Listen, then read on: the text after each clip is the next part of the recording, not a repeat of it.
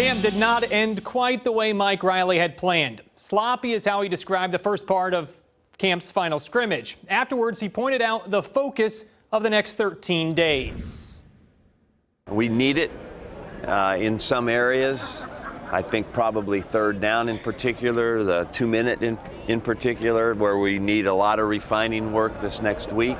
But as far as establishing base kinds of runs, running the ball, receivers running the ball, quarterbacks, and then what we do in the play action game, we've got enough stuff. It'll be just a selection process now for the games. Mike Riley will announce team captains later this week. With the top storylines coming out of the final week of camp, here's Big Red Zone insider Sean Callahan. The biggest takeaway I had here from this past Saturday's scrimmage with quarterback Tommy Armstrong is a lot of what he did well was on the run. I think when Tommy is in the pocket and just a traditional three-step drop type of guy, he's not as effective. But everything Tommy Armstrong did here on Saturday, where he was rolling out or keeping his feet moving, that's when we saw this offense, I think, have some of their bigger moments.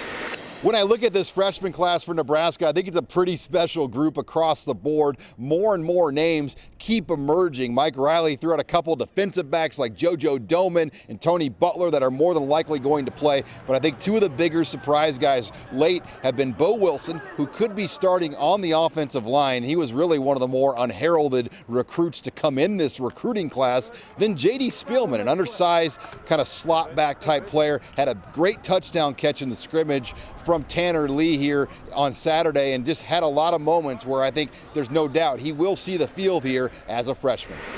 On Saturday, Mike Riley announced that Logan Rath, Graham Nabity, and Brad Simpson were all put on scholarship. That now makes 10 members of that 2012 Husker walk-on class that have been put on scholarship. And what's even more unique, all of those 10 players were together in that Nebraska Shrine Bowl. And there's no doubt that will go down as one of the better modern-day walk-on classes, if not the best we've seen here at Nebraska in a long time.